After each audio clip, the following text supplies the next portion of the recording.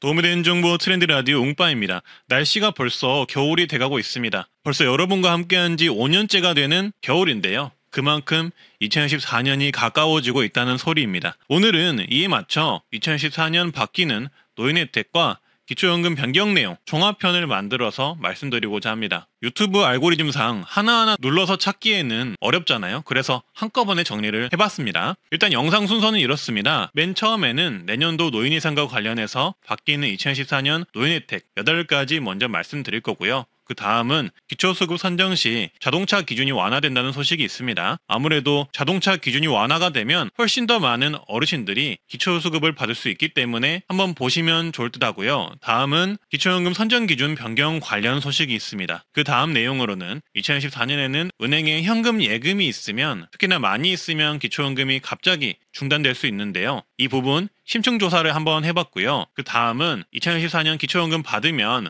국민연금 얼마나 감액되나, 예를 들어서 50만원, 60만원, 70만원, 80만원, 100만원 정도 받으면 각각 얼마나 감액되나를 조사해봤습니다. 그 다음 내용은 앞으로 기초연금 개편과 관련해서 첫 개편안이 나왔다는 소식인데요. 향후 월 최대 72만원 정도 기초연금을 지급하되 10명 중 4명만 지급하자라는 제안이 나왔습니다. 지금 바뀐다는 얘기는 아니지만 그래도 다소 파격적인 소식이라 관련 소식 정리해봤는데요. 보시면 좋을 듯 하고요. 이렇게 6가지 주제로 정리를 해봤는데 다소 영상이 길 수가 있어요. 그래서 긴 영상 편하게 보실 수 있게 주제별로 타임라인을 설정해 두겠습니다. 영상 밑에 재생바 누르셔서 움직이시면서 원하는 주제 보시면 되세요. 라디오처럼 편하게 끝까지 한번 들어보시고요. 보시기 전에 구독, 좋아요 한번 해주시면 정말 감사하겠습니다. 먼저 노인 일자리가 2014년 100만 명으로 확대됩니다. 2024년엔 정부 추산 노인 인구가 1천만 명 시대로 진입한다고 합니다. 따라서 정부는 경제적으로 어려운 노인이 많은 만큼 노인 일자리 지원을 확대한다는 계획인데요. 그리고 여기에 추가로 노인 일자리 수당 또한 월 2에서 4만 원이 추가로 지급됩니다. 공익형은 월 29만 원, 사회 서비스형은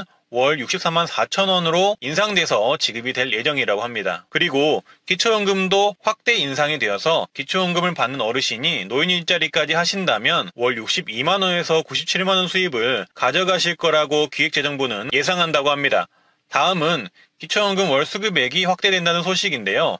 기초연금은 만 65세 이상 어르신 중 하위 70%에게 지급하는 연금입니다. 근데 2014년에는 노인 인구가 1000만 명이 되는 만큼 단순 추산 약 700만 명이 그 대상이 되실 수가 있습니다. 그리고 2014년 노인 기초연금 월 인상 금액은 현재 단독가구 월 32만 3천 원에서 1만 1,000원이 인상된 단독가구 월 33만 4천 원으로 인상이 됩니다. 또한 노인 부부 가구 기준 예상 수령 금액은 기초연금 임명분에서 20% 감액이 된 약 53만 4천 원대의 기초연금 지급이 예상이 됩니다. 기초연금 수급액의 경우 연말 기준으로 소폭의 조정이 있을 수 있다는 점 참고해 주시고요. 다음 내용으로는 노인 돌봄 서비스가 확대가 된다는 내용인데요. 노인 돌봄 서비스는 신체 경제적으로 어려우신 만 65세 이상 어르신들을 대상으로 정부가 돌봄 관련 종사자를 파견하여 말벗, 정보 제공을 해주거나 병원 동행, 가사 지원 등을 해주는 서비스인데요. 2024년에는 신체 제약이 큰 독거노인 어르신분들을 위한 돌봄 시간을 20시간으로 더욱더 확대한다고 합니다. 이 노인 돌봄 서비스는 주민센터에서 신청이 가능하고요. 그리고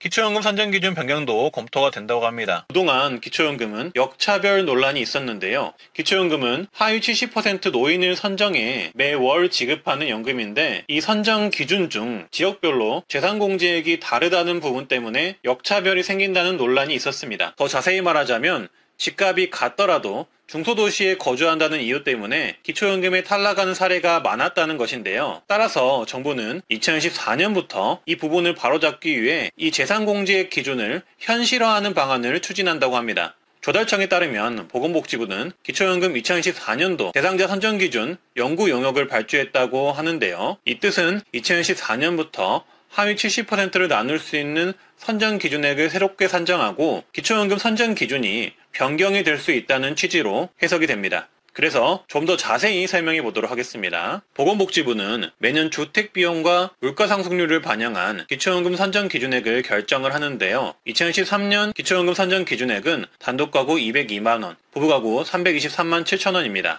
쉽게 말해서 만 65세 이상 기초연금을 신청한 사람의 소득, 재산, 부채 등을 반영한 소득 인정액이 단독가구 202만원 이하, 부부가구 323만 이하이면 기초연금 수급 대상이 되실 수 있다는 건데요. 하지만 이런 선정 기준에 문제가 발생하고 있다는 것입니다. 소득 인정액 계산 시 주택이나 아파트 등 일반 재산 기본공제액이 지역별로 차등 적용되고 있는데 이 부분이 현재 문제로 지적되고 있다는 것인데요. 지역별 기본공제액은 서울이나 6대 광역시, 특례시는 1억 3,500만 원을 공제해주고요. 세종시나 시단위의 중소도시는 8,500만 원을 공제하고 농어촌은 7,250만 원을 공제하고 있습니다. 이렇게 지역별 기본공제액이 생긴 이유는 도시를 살면서 필요한 비용이 지방에서 사는 비용보다 좀 더 많이 들기 때문에 형평성을 고려해 지역별 재산 공제액을 다르게 했던 것인데요. 근데 문제는 이 제도가 생긴 지도 오래되었고 중소도시로 분류된 지역 중 일부는 주택가격이 대도시보다 높은 경우가 생겼다는 것입니다. 따라서 이런 중소도시에 거주하시는 어르신들의 경우 기본공제액이 대도시보다 적기 때문에 집값이 같더라도 억울하게 기초연금에서 탈락하는 경우가 생기게 된 것입니다. 형평성을 위해 만들어진 기초연금 선정 기준이 현재는 그 취지를 벗어나 오히려 형평성을 저해하는 효과가 생기게 된 거죠. 예를 들어 설명해 보자면 실제로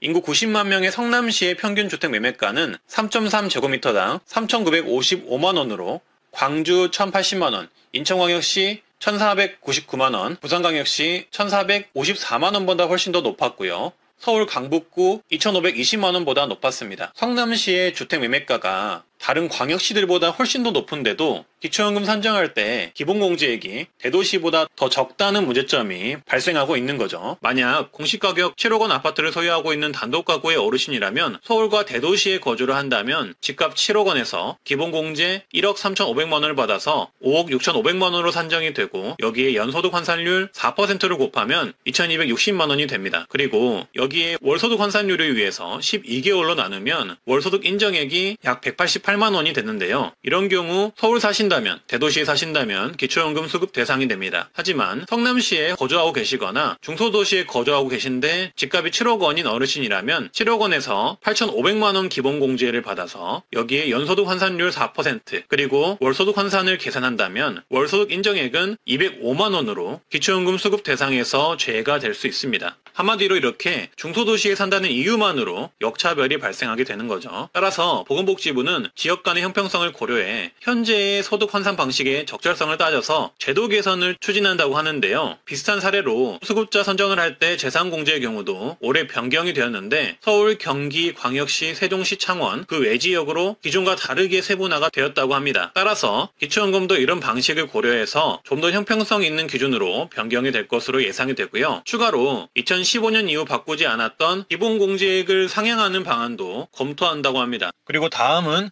생계급여가 역대 최고 수준인 13.2%로 인상이 된다고 하는데요. 현재 기초수급자 10명 중 4명이 노인이라고 합니다. 따라서 많은 어르신들이 이 혜택을 볼 수 있을 듯 하고요. 4인 가구 기준 월 183만 4천 원으로 최대 21만 3천 원이 추가 지급됩니다. 또한 선정 기준이 완화되어 중위소득 30% 이하에서 32% 이하로 선정 기준이 완화가 되고요. 이로 인해서 약 3만 9천 가구가 신규 지원을 받을 수 있을 예정이라고 합니다. 따라서 경제적으로 어려운데 현재 생계급여를 못 받는 어르신이라면 내년에 필수적으로 신청을 해보셔야겠습니다. 그리고 의료급여 또한 중증장애인 부양 의무자 기준을 미적용하는데요. 2024년부터는 수급자 가정 중 중증장애인이 있을 경우 의료급여 부양 의무자 제도를 미적용합니다. 따라서 몸이 불편한 어르신이 있다면 부양 의무자 기준 때문에 지금까지 정부의 의료비 지원을 못 받았더라도 2024년부터는 의료비 지원이 가능하다라고 이해하시면 되겠습니다. 어르신 분들 중에는 몸이 불편한 분들이 많기 때문에 이 부분도 잘 알고 계셨다가 내년에 의료급여를 신청해 보시면 되겠습니다. 그리고 주거급여 또한 대상이 확대되고 지급액이 상향이 되는데요. 이 내용도 어르신이라면 필수로 아셔야 되는 항목입니다. 작년 국정감사에 따르면 주거급여는 현재보다 74만 가구 이상 더 받을 수 있다고 합니다. 하지만 못 받는 이유는 대부분 신청을 안 해서 몰라서 못 받는데요. 심지어 2024년에는 선정 기준도 완화되어 중위소득 48% 이하이면 받을 수가 있습니다. 쉽게 말해 올해보다 훨씬 더 많은 가구가 이 주거급여를 받을 수 있다는 거죠. 따라서 오늘 영상이 많은 분들에게 도움이 되었으면 합니다. 주거급여는 거주하는 곳에 대한 비용 지원입니다. 따라서 집을 가지고 있다면 집 수리비를 일시금 지원하고 집이 없으시다면 월 임차비를 지원합니다. 2014년에는 이 임차 가구 기준 임대료가 가구별로 월 1만 1,000원에서 2만 7,000원으로 늘어났는데요. 표를 보시면 더 쉽게 알 수 있습니다. 서울 1인 가구의 경우 월 최대 34만 1,000원을 받고 2인 가구 최대 38만 2천원, 3인 가구 최대 45만 5천원, 4인 가구 최대 52만 7천원을 지원받습니다. 경기 인천의 경우 1인 가구 최대 26만 8천원, 2인 가구 최대 30만원, 3인 가구 최대 35만 8천원, 4인 가구 최대 41만 4천원을 지원받습니다. 광역시 세종시 수도권의 특례시의 경우 1인 가구 최대 21만 6천원, 2인 가구 최대 24만원, 3인 가구 최대 28만 7천원, 4인 가구 최대 33만 3천원을 지원받습니다. 그리고 그 외지역 4급지의 경우도 표를 통해 확인해 보시면 되겠습니다. 그리고 주거급여의 경우 소득 인정액에 따라 자기 부담금을 제외하고 지급할 수 있으니 해당 표는 최대 금액 기준이고 실제 받는 금액은 다를 수가 있음을 참고해 주시고요. 그리고 집을 가지고 계시는 자가 가구의 경우에는 집 수리비를 지원하는데요. 집 수리비 정도에 따라 주기와 지원 금액이 다릅니다. 예를 들어 경보수는 도배, 장판, 교체 등을 지원하고 3년 주기로 최대 457만 원을 지원합니다. 중보수는 창호, 단열, 난방공사 등을 지원하고 5년 주기로 최대 849만 원을 지원합니다. 대보수는 지붕, 욕실, 주방공사 등을 지원하고 7년 주기로 최대 1241만 원을 지원합니다. 이것도 최대 금액이 지원되는 게 아니라 본인의 소득에 따라 지원금이 달라질 수 있다는 점 기억을 해주시고요. 그리고 주거급여는 꼭 신청을 해야 하는 이유가 있는데요. 주거급여는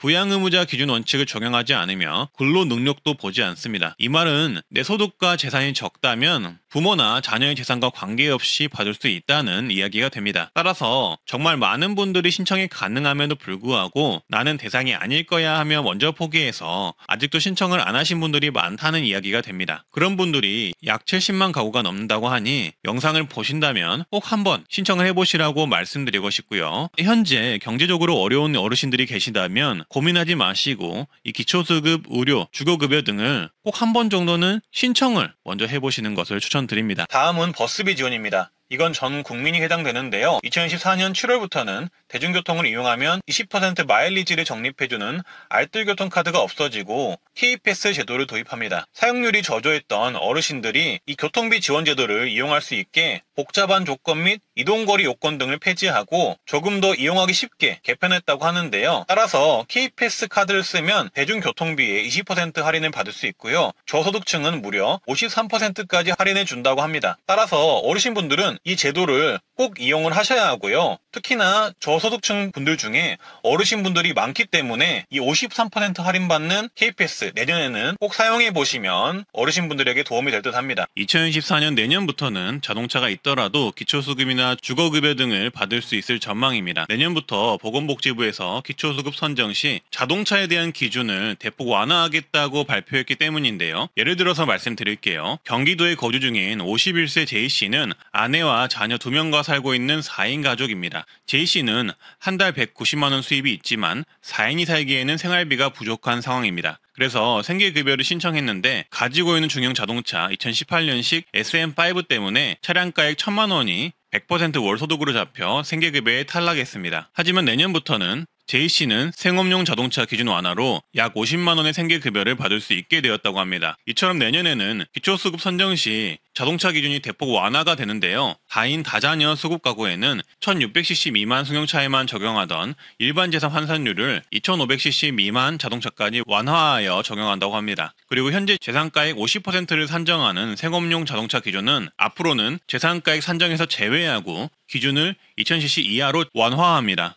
따라서 표를 한번 보시면 더 정확히 알 수 있는데요. 보시는 것처럼 2024년 기준으로 다인, 다자녀 가정의 경우 2500cc 미만 자동차 중 10년 이상 차량 또는 500만원 미만 차량이면 일반 재산 환산율인 4.17%만 적용하게 됩니다. 그리고 생업용 자동차로 분류될 경우 2000cc 미만 승용차라면 재산 산정에서 제외시켜줍니다. 사람들이 중형차 하면 다 2000cc 이상 아냐라고 생각할 수 있지만 대부분의 중형차는 1998cc 정도입니다. 따라서 2014년에는 본인의 차량이 2000cc 미만이라면 차량 때문에 생계급여, 주거급여 탈락하는 일은 없어집니다. 좀 더 이해하기 쉽게 예를 들어서 말씀드릴게요. 다인 다자녀 가구 예시입니다. 서울시 다세대 연립주택에서 아내와 자녀 3명과 사는 5인 가구 I씨의 사례입니다. 아내는 전업주부이며 I씨 혼자 가구가 월 180만 원의 수입이 있지만 5인 가구가 살기에는 수입이 턱없이 부족해 생계급여를 신청했습니다. 하지만 가지고 있는 2011년식 9인승 2151cc 600만 원 상당의 카니발 차량이 100% 월 소득으로 반영되어 생계급여에 탈락하게 되었습니다. 하지만 내년부터는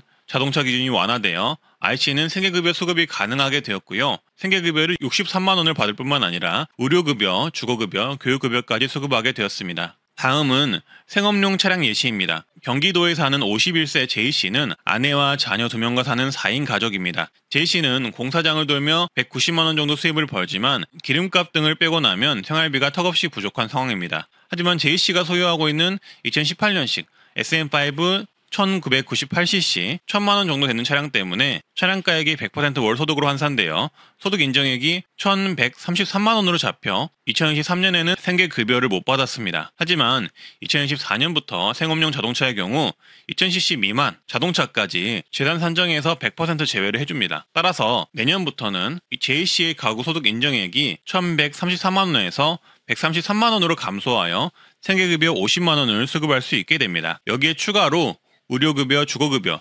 교육급여까지 받을 수 있게 됩니다. 이처럼 2014년에는 자동차 기준이 대폭 완화됩니다. 간혹 제 채널에 중형 차량 구매 후 수급자 탈락이 되었다는 안타까운 댓글이 올라오는데요. 다행히 내년부터는 기준 완화가 되어 생계급여, 주거급여 등을 받을 확률이 올라갔다는 좋은 소식을 전달할 수 있게 되었습니다. 오늘은 2014년 기초연금 기준이 바뀐다는 소식이 있어서 알아봤는데요. 어떤 내용인지 바로 보러 가시죠. 그동안 기초연금은 역차별 논란이 있었는데요. 기초연금은 하위 70% 노인을 선정해 매월 지급하는 연금인데 이 선정 기준 중 지역별로 재산공제액이 다르다는 부분 때문에 역차별이 생긴다는 논란이 있었습니다. 더 자세히 말하자면 집값이 같더라도 중소도시에 거주한다는 이유 때문에 기초연금에 탈락하는 사례가 많았다는 것인데요. 따라서 정부는 2014년부터 이 부분을 바로잡기 위해 이 재산공제액 기준을 현실화하는 방안을 추진한다고 합니다. 조달청에 따르면 보건복지부는 기초연금 2014년도 대상자 선정기준 연구 용역을 발주했다고 하는데요. 이 뜻은 2014년부터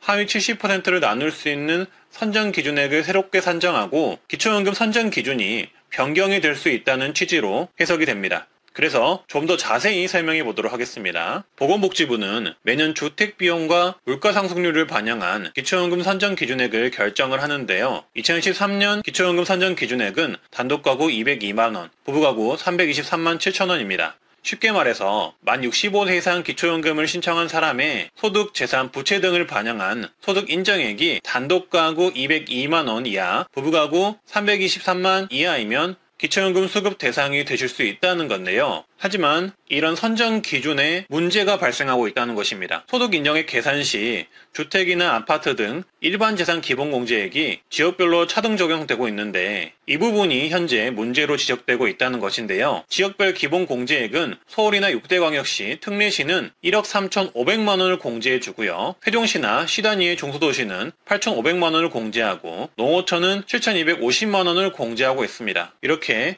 지역별 기본공제액이 생긴 이유는 도시를 살면서 필요한 비용이 지방에서 사는 비용보다 좀 더 많이 들기 때문에 형평성을 고려해 지역별 재산공제액을 다르게 했던 것인데요. 근데 문제는 이 제도가 생긴 지도 오래되었고 중소도시로 분류된 지역 중 일부는 주택가격이 대도시보다 높은 경우가 생겼다는 것입니다. 따라서 이런 중소도시에 거주하시는 어르신들의 경우 기본공제액이 대도시보다 적기 때문에 집값이 같더라도 억울하게 기초연금에서 탈락하는 경우가 생기게 된 것입니다. 형평성을 위해 만들어진 기초연금 선정 기준이 현재는 그 취지를 벗어나 오히려 형평성을 저해하는 효과가 생기게 된 거죠. 예를 들어 설명해 보자면 실제로 인구 90만 명의 성남시의 평균 주택 매매가는 3.3제곱미터당 3,955만원으로 광주 1,080만원, 인천광역시 1,499만원, 부산광역시 1,454만원보다 훨씬 더 높았고요. 서울 강북구 2,520만원보다 높았습니다. 성남시의 주택 매매가가 다른 광역시들보다 훨씬 더 높은데도 기초연금 산정할 때 기본공제액이 대도시보다 더 적다는 문제점이 발생하고 있는 거죠. 만약 공시가격 7억 원 아파트를 소유하고 있는 단독가구의 어르신이라면 서울과 대도시에 거주를 한다면 집값 7억 원에서 기본공제 1억 3,500만 원을 받아서 5억 6,500만 원으로 산정이 되고 여기에 연소득 환산율 4%를 곱하면 2,260만 원이 됩니다. 그리고 여기에 월소득 환산율을 위해서 12개월로 나누면 월소득 인정액이 약 188만 원이 되는데요. 이런 경우 서울 사신다면, 대도시에 사신다면 기초연금 수급 대상이 됩니다. 하지만 성남시에 거주하고 계시거나 중소도시에 거주하고 계신데 집값이 7억 원인 어르신이라면 7억 원에서 8,500만 원 기본공제를 받아서 여기에 연소득 환산율 4% 그리고 월소득 환산을 계산한다면 월소득 인정액은 205만 원으로 기초연금 수급 대상에서 제외가 될 수 있습니다. 한마디로 이렇게 중소도시에 산다는 이유만으로 역차별이 발생하게 되는 거죠. 따라서 보건복지부는 지역 간의 형평성을 고려해 현재의 소득 환산 방식의 적절성을 따져서 제도 개선을 추진한다고 하는데요. 비슷한 사례로 수급자 선정을 할 때 재산공제의 경우도 올해 변경이 되었는데 서울, 경기, 광역시, 세종시, 창원 그 외 지역으로 기존과 다르게 세분화가 되었다고 합니다. 따라서 기초연금도 이런 방식을 고려해서 좀 더 형평성 있는 기준으로 변경이 될 것으로 예상이 되고요. 추가로 2015년 이후 바꾸지 않았던 기본공제액을 상향하는 방안도 검토한다고 합니다. 작년에 이맘때쯤 은행들은 앞다투어 예금과 정기적금, 심지어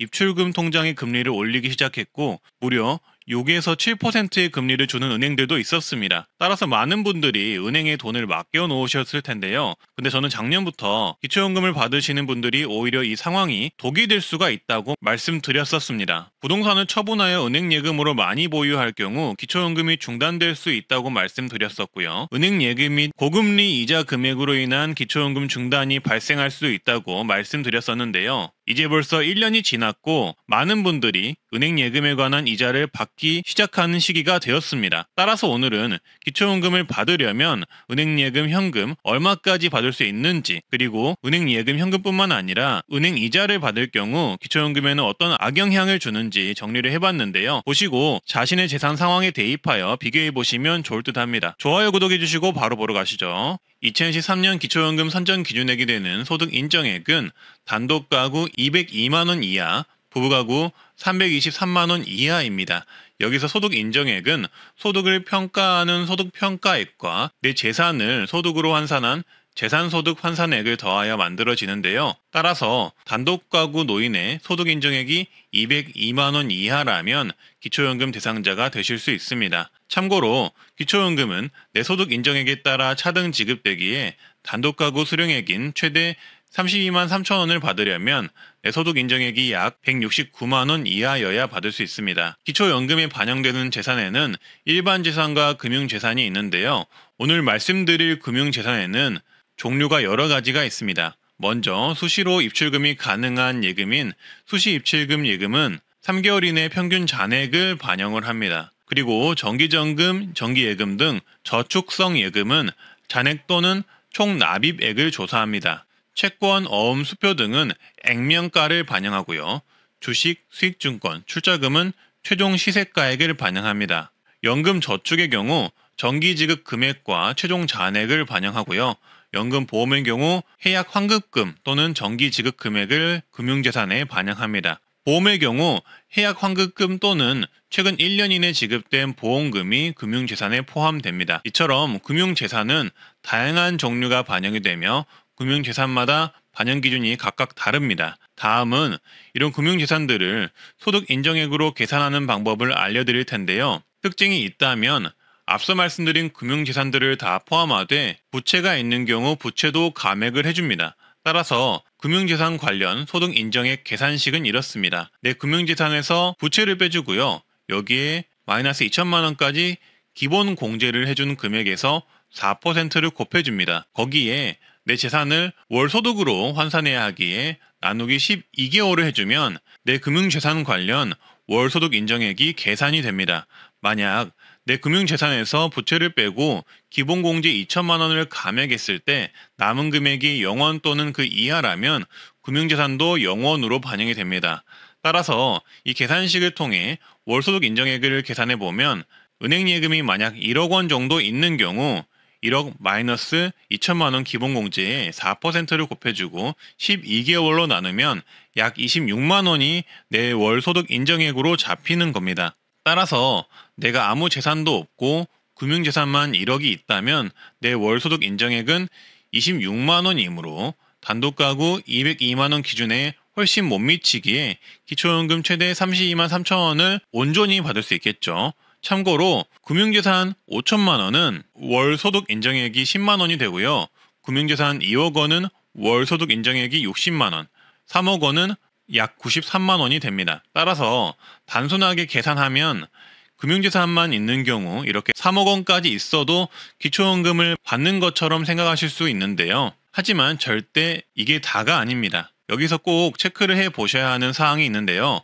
바로 은행예금, 금융재산을 통해 받고 계시는 이자 금액을 가산해야 한다는 점입니다. 이자 또한 소득이기 때문에 소득 인정액에 반영이 되는데요. 만약 내가 5천만 원을 은행에 맡겨두었고 4% 정기 예금을 해두었다면 1년간 이자는 세후 약 169만 원이 됩니다. 따라서 이자에 관한 소득 인정액 계산은 169만 원 나누기 12개월을 해주면 되고요.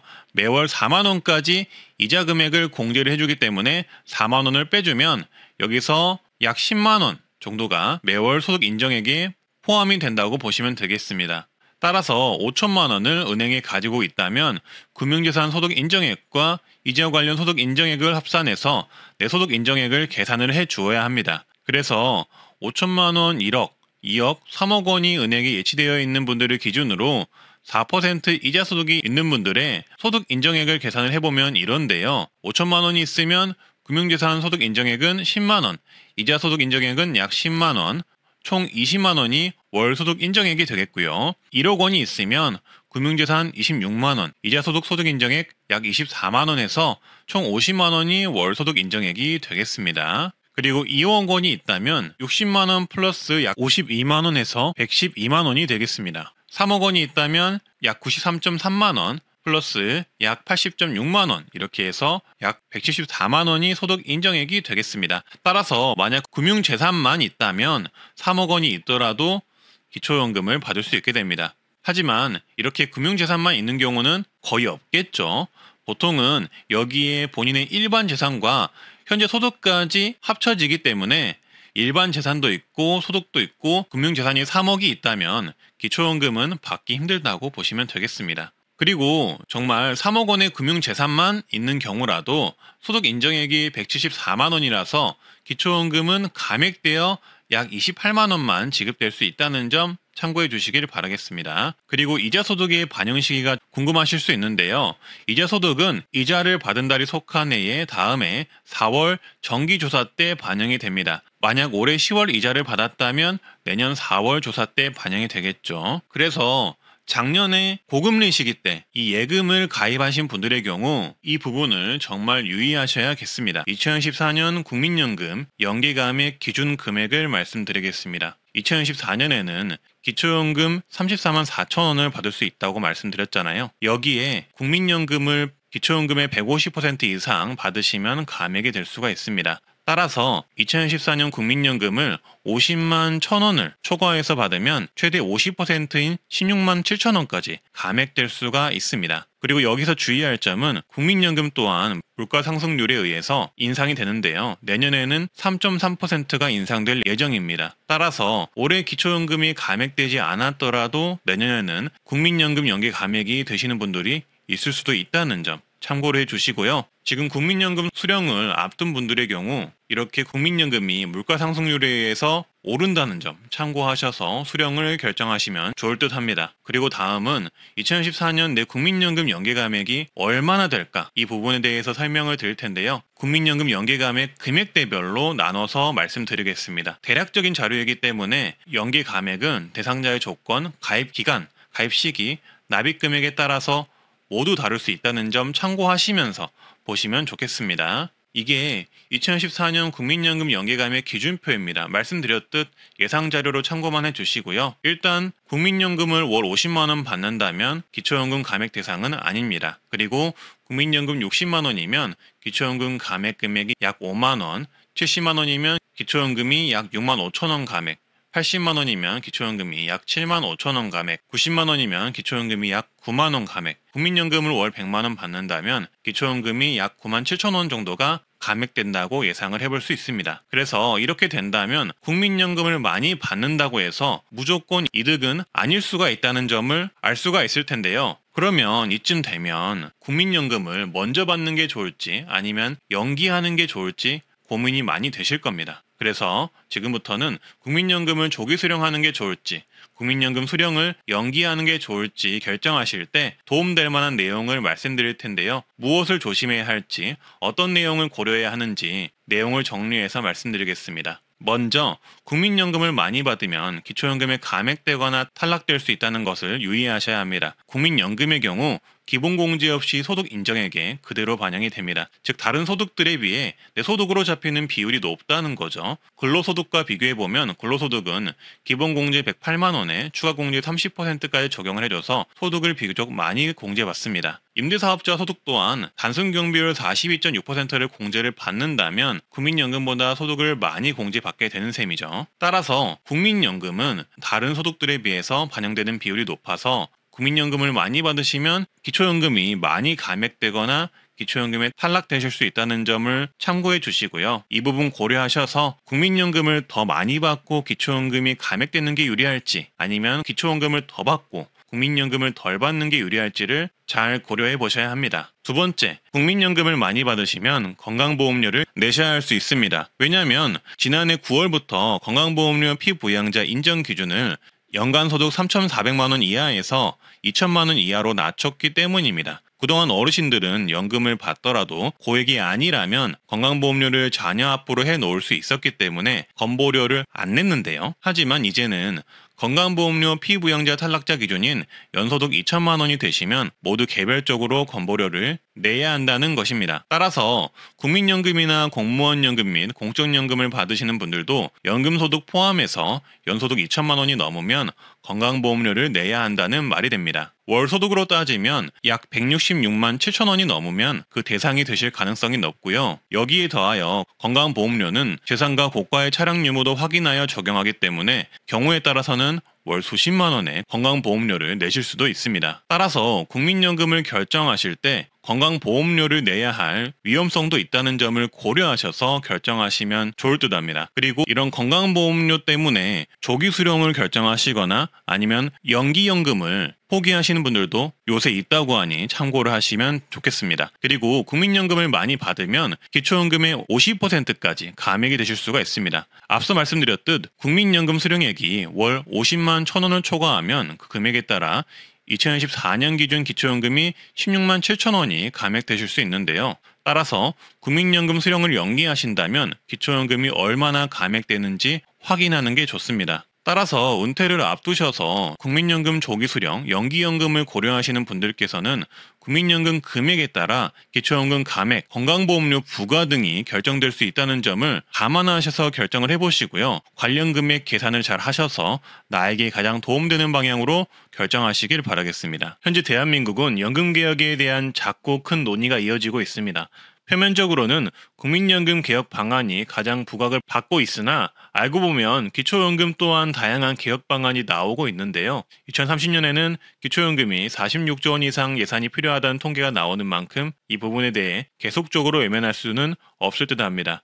따라서 오늘은 이번 18일 복지부 산하평가위에서 나온 첫 기초연금 개편안에 대해서 신속하게 알려드리고자 영상을 만들었는데요. 차분히 천천히 들어보시고 기초연금 개혁안에 대한 의견도 한번 남겨보세요. 그 전에 구독, 좋아요는 제작자에게 큰 힘이 됩니다. 이번 18일 국회 보건복지위원회 정춘숙 의원이 복지부에서 받은 2013년 기초연금 적정성 평가위원회 보고서에 따르면 기초연금의 경우 단기적으로 현재 노인소득 하위 70%에게 주는 기초연금을 기준 중위소득 100% 이하로 축소하는 방향으로 바꾸고 액수는 30만원에서 40만원으로 늘리는 모수 개혁안을 제시했습니다. 현 정부의 공약대로 기초연금을 40만원으로 인상하되 저소득층 노인층에 더 주는 방식으로 소득계층에 따라 차등 지급하자는 내용인데요. 기준중위 소득 100% 이하는 소득 인정액 약 208만원 선으로 현재 기초연금 단독가구 기준 202만원과 큰 차이가 없는 선정 기준입니다. 2인 가구, 부부 가구인 경우도 중위소득 100% 이하의 소득 인정액은 345만원으로 현재 기초연금 부부 가구 기준 323만원과 큰 차이가 없는데요.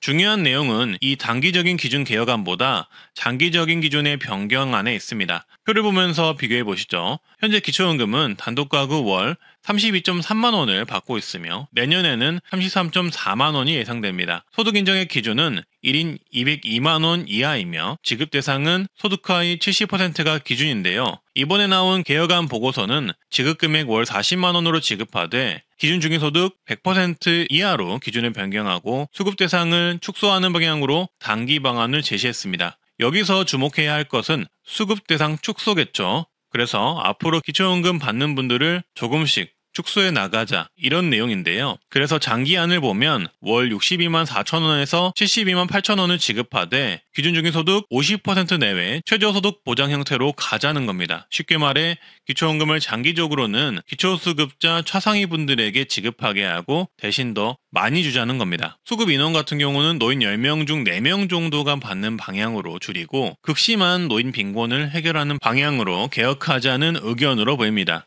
말씀드렸듯 해당 내용은 개편 방안일 뿐 현재 결정된 사안은 아니라고 하는데요. 그래도 복지부 산하에서 나온 첫 개편안인 만큼 의미가 크다고 볼 수 있습니다. 왜냐하면 현재 나오고 있는 기초연금에 관한 보도자료와 다양한 전문가들의 제안도 수급 대상을 줄이고 어려운 노인에게 더 많이 주자는 의견이 대부분이기 때문입니다. 초고령화 사회로 가고 있는 대한민국, 그리고 노인 인구는 20%, 30%를 향해 가고 있고, 그리고 기초연금 예산은 수십조로 늘어날 것으로 예상이 됩니다. 따라서 앞으로 기초연금 개혁은 피할 수 없을 것으로 보이는데요. 어떻게 해야 많은 분들이 이 기초연금에 대해 만족할 수 있을까요? 이번에 제시된 개혁안은 합리적인 방안일까요? 정답을 알 수는 없지만 여러분의 의견을 듣고 싶습니다. 그래서 기초연금 개혁에 대한 댓글을 한번 달아주시고요. 다양한 의견이 쌓인다면 좋은 아이디어가 나올 수도 있다고 생각합니다. 세계에서 연금제도가 47개국 중 42위라는 대한민국, 노인을 위한 제도는 준비가 부족한데 심지어 초고령화 사회로 가고 있습니다. 우리는 앞으로 어떻게 해야 할까요?